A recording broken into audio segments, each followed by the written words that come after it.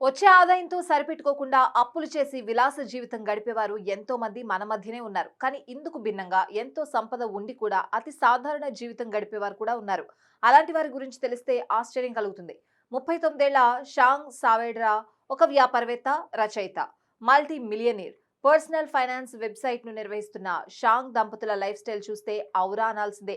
Los Angeles లో అద్దెకు తీసుకున్న 4 BHK ఇంటిలో నివాసం. ఇప్పటికీ 16 ఏళ్ల పాత సెకండ్ హ్యాండ్ కారే వాడతారు. ఎక్కడ తక్కువకు కిరాణా సరుకులు దొరుకుతాయో అక్కడే కొంటారు. అంతేకాదు పిల్లలకు సెకండ్ హ్యాండ్ దుస్తులు వాడతారు. ఫేస్బుక్ వేదికగా అమ్మకానికి పెట్టిన బొమ్మలే కొనిస్తారు. అయితే పిల్లల చదువు, పెట్టుబడులు, దాతృత్వ కార్యక్రమాలకు మాత్రం డబ్బు ఖర్చు పెడతారు. షాంగ్ దంపతులకు న్యూయార్క్ లో ఆస్తులున్నాయి. ఇక డెంటిస్ట్ రాబర్ట్ చిన్, జెసికా ఫారెర్ దంపతులు కూడా ఇలాంటి జీవనశైలే. లక్షల డాలర్ల ఆదాయం ఉండి కూడా ఈ దంపతులు లాస్ వేగాస్ లో అద్దె ఇంట్లో ఉంటున్నారు.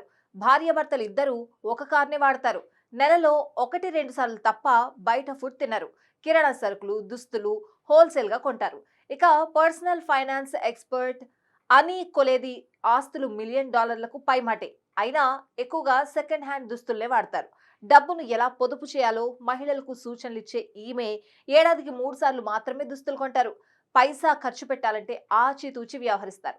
విమాన ప్రయాణాల విషయంలో డిస్కౌంట్లు, ఆఫర్లను సద్వినియోగం చేసుకుంటూ ఉంటారు. ఉచితంగా ఎక్కడ స్విమ్మింగ్ చేసుకునే అవకాశం ఉంటే అక్కడికే వెళ్తారు.